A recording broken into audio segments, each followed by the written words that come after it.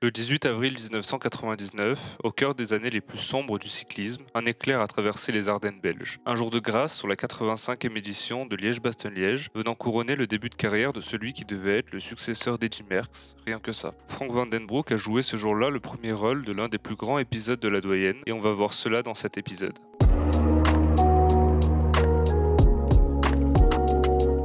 Issu d'une famille de cyclistes, Frank Van Den Broek connaît une ascension fulgurante dans le paysage cycliste belge. Il est présenté par les journaux comme le Golden Boy, cheveux peroxydés et chaîne en or. Pour ses nombreux supporters, il sera Dieu, tout simplement. C'est donc à 19 ans que le jeune homme devint professionnel dans l'équipe Lotto dirigée par son oncle, malgré les approches de plusieurs autres équipes. Fort de ses nombreux succès, Van Den Broek va se nourrir de son aura pour s'élever au rang de coureur providentiel par tous les moyens. Il passe 3 saisons au sein de la dominante équipe Mapei, avant de raccrocher le maillot bariolé à la fin de la saison 1998 pour celui de la Cofidis. Au sein de la formation française, VDB est le leader indiscutable, et il ne va pas attendre pour se propulser sur le devant de la scène en 1999, en remportant le Grand Prix cycliste La Marseillaise début février, puis quelques jours plus tard le Het Volk, ancêtre du Het Nieuwsblad. Il se présente alors à l'aube de la campagne de classique printanière comme un favori, aussi bien par sa forme physique, la meilleure de sa carrière, que par ses déclarations. Ambitieux, le puncher wallon veut jouer le maillot de la Coupe du Monde, classement aujourd'hui disparu couronnant le meilleur coureur des 10 plus grandes classiques du calendrier. Et ça tombe bien, les classiques c'est son terrain de jeu. Aussi bien à l'aise sur les pavés que sur les côtes abruptes des Ardennes, Frank Van Den Broek prend part au plus grand rendez-vous du printemps avec brio. Il termine deuxième du Tour des Flandres après un final tourmenté qui le voit chuter à 2 reprises. Il est au départ une semaine plus tard de Paris-Roubaix, son premier dossard sur l'enfer du Nord. Et à une semaine de Liège-Bastogne-Liège, Frank Van Den Broek le sent, ce sera son jour, celui de son couronnement. Et pour cela, rien n'est laissé au hasard. Il veut mettre toutes les chances de son côté pour préparer sa victoire magistrale, allant jusqu'à se faire fabriquer une paire de roues en titane, au rayon en Kevlar pour alléger sa machine au maximum, 7 kg sur la balance. S'ensuivit 3 jours de reconnaissance pour le champion belge sur les routes de la doyenne, annonçant à son directeur sportif puis en conférence de presse d'avant-course le lieu exact de son attaque prévue le lendemain. L'éclair frappera au milieu de la côte de Saint-Nicolas, précisément au numéro 253 de la rue Bordelais. Le Belge était si confiant et si bon qu'il n'avait pas besoin d'effet de surprise. Nous y voilà donc, au matin du 18 avril 1999.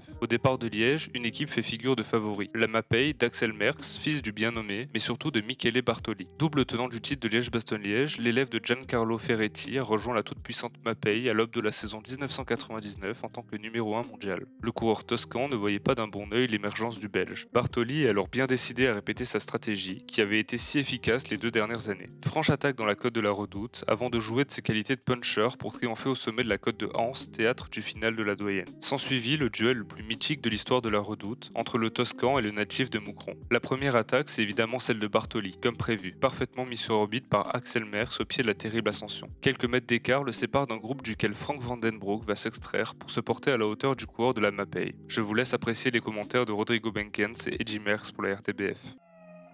Van Den Broek est très à l'aise, Van Den Broek attaque.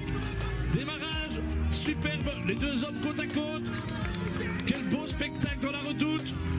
Regardez les 2 hommes qui creusent un écart, personne capable de les suivre. Mais cette fois-ci, le gladiateur toscan est planté, largué par le puissant contre de Frank Van Den Broek qui franchit le sommet de la Redoute en solitaire. Et en maître du temps et des événements, il va attendre le groupe de poursuivants pour mieux jouer sa partition millimétrée dans Saint-Nicolas. Comme il l'avait promis, il se dresse sur ses pédales aux abords du 253 de la rue Bordelais, fort d'un braquet titanesque, un 53-12 qui le propulse en tête de course à 5,3 km de l'arrivée. Au milieu des nombreuses motos, il bascule vers la dernière ascension de la journée. À Ans, tout un peuple attend le premier vainqueur belge depuis 7 ans, et qui d'autre que Frank Van Den Broek pour soulever les foules. À 24 ans, il est au sommet de son art, mais hélas déjà trop proche des étoiles, jusqu'à s'en brûler les ailes. Les premières affaires de dopage le rattrapent dès l'été 1999, avant de venir enterrer pour de bon son passé glorieux en 2002, après l'arrestation du Dr Sainz et une perquisition chez VDB qui révèle la présence d'EPO, de morphine et de clenbutérol. S'ensuivit une descente aux enfers pour Frank Van Den Broek jusqu'au 12 octobre 2009, date à laquelle son corps est retrouvé sans vie dans un hôtel au Sénégal, à seulement 34 ans. La Belgique a pleuré son étoile déchue en grande pompe, une estimation porte à 14 000 le nombre de personnes assistant à ses funérailles. En plus de cette grâce sportive, sa fin mystérieuse a ajouté à son statut sacré. L'édition 1999 de Liège-Bastogne-Liège restera à tout jamais dans la légende, tout comme la carrière du tumultueux coureur belge qui a connu ce jour-là son paradis. Voilà Frank Van Den Broek, le plus beau moment de toute sa carrière, assurément. Cette victoire.